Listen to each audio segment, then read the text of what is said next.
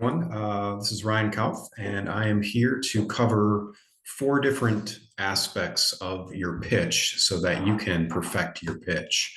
So we will go through what's the problem that your idea solves, what makes you different from others, what is the market solution you propose, and how is your product innovative. So let's first start with this idea. The idea here is that you are presenting a story. A pitch is essentially a story. And how you start that story out is you build and then you come in like the superhero with your solution. So for the first few seconds, minutes of your pitch, you are not saying what your product is. You're building up to that. So for example, here's what you want to start out with: the character in your story. Now, if this is a problem that you've had and you've invented something to solve it, you can use you as that character in the story. I'm just using Maria here as that story. Now, you can tell it third person. You could give it a different name, or you could say this was you and talk about who you are. So you want to talk about who Maria is. And one way to do that is to use what's called an empathy map, or build a persona, or build what's called an avatar. And so what you're doing here is you are talking about Maria specifically as a character. You're not talking about your solution at all. You're just talking about who she is. Use demographics like, is she a mom, right? Is she a young professional? That kind of a thing. And then you talk about what she does. So how you build that character is you use what's called an empathy map, or the empathy map canvas. And this is something you can easily Google. Walk through those steps, and basically it goes through that: who, what, when, what they're thinking, what they feel. And again, this is about Maria in her day-to-day. Once you tell for a few seconds who Maria is, then you talk about the problem or the challenge that she has. Okay, so that's the first thing. What's the problem that your idea solves? Now, there's a couple other ways that you can do that. You don't have to necessarily tell a story. You could start out with two shocking statistics that most people in the room might not know. Or you could start with questions that just about everybody in the room can say yes to, even if they're not in the target market of your problem solution. So making sure those are yes or no questions would work, but my preference is always start by telling a story. Next, what makes you different from others? So in this aspect, what you're trying to do is you are trying to say that Maria has tried to solve this problem before with different competitors. Here's this solution. Well, it's not as good as what I'm going to show you in a few minutes. Here's this solution, and here's why this has a shortfall. Here's this solution. So what I've often seen good pitch presenters do is they will put the logos of the products that Maria has already tried. And they will basically say, Maria has tried these problems before, but competitor A, it didn't happen for that reason. Competitor B, here was the shortfall there. Competitor C didn't work because of this. Now, again, you're building up to what makes you different from others. And what you're proving here is that you understand your market. Now, if you don't understand your market or your industry, do some research. Contact me and I can tell you how to do that. But essentially what it does is do some Googling about the industry associations that you should be in, or talk to a reference librarian about their databases and pull an industry report from a free library reference database. Okay, now again, you haven't even said yet what your product or your solution is yet. And this is by design in your pitch.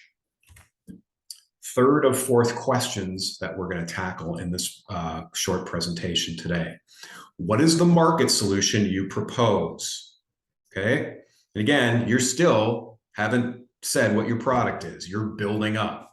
What you want to do is you want to present to those hearing the pitch that there are multiple other people that have the same problem that Maria does. Okay.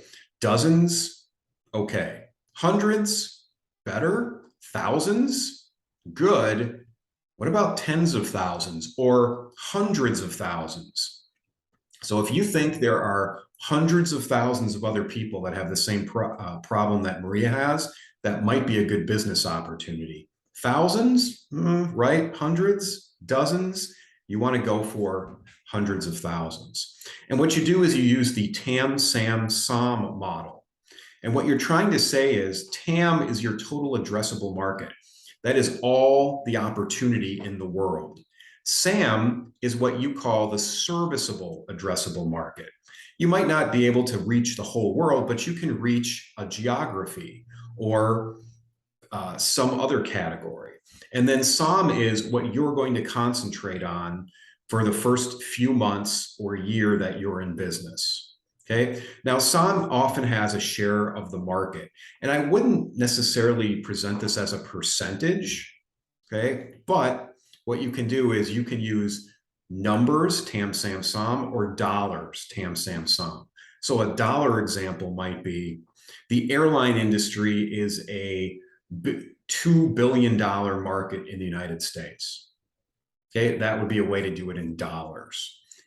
A TAM in numbers would be 5 million people travel the domestic United States in the air per year. So again, if you don't know those numbers, you don't know your industry, that's Googleable stuff. All right.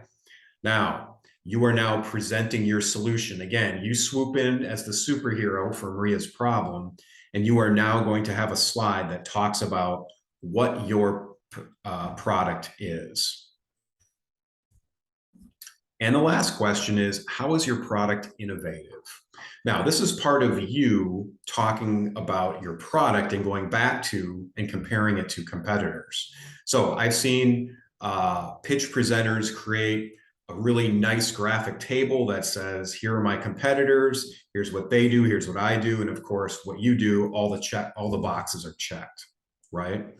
But another way to do this is to talk about the innovativeness. And again, this is not rocket science, but you start out with this. Why is my product better? Well, have I created a product that can get this one step done faster?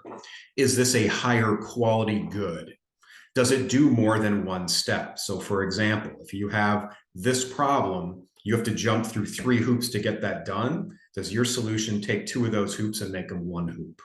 Right? Another way to look at this is what's called the jobs to be done. You can get the jobs to be done canvas, and what that does is it helps you create a sentence or two about Maria's situation, how they're motivated to solve that problem. And again, your customers have to be motivated to solve that problem because they are changing their behavior and buying your product. And again, changing buyers' behavior is very hard. Next is so that I can blank. And when you are solving a problem, you want to talk about not only what problem Maria has just solved, but how she feels about that. She is very excited. I was very excited when I invented this and was able to solve this problem. Now, the jobs to be done canvas goes into a lot of detail that maybe you don't need. But again, try to create that sentence that says, when this problem happens, I want to do this to solve the problem so that I can do this expected outcome. Again, that's jobs to be done. What jobs does your solution, your product, solve for Maria? Just a couple final thoughts.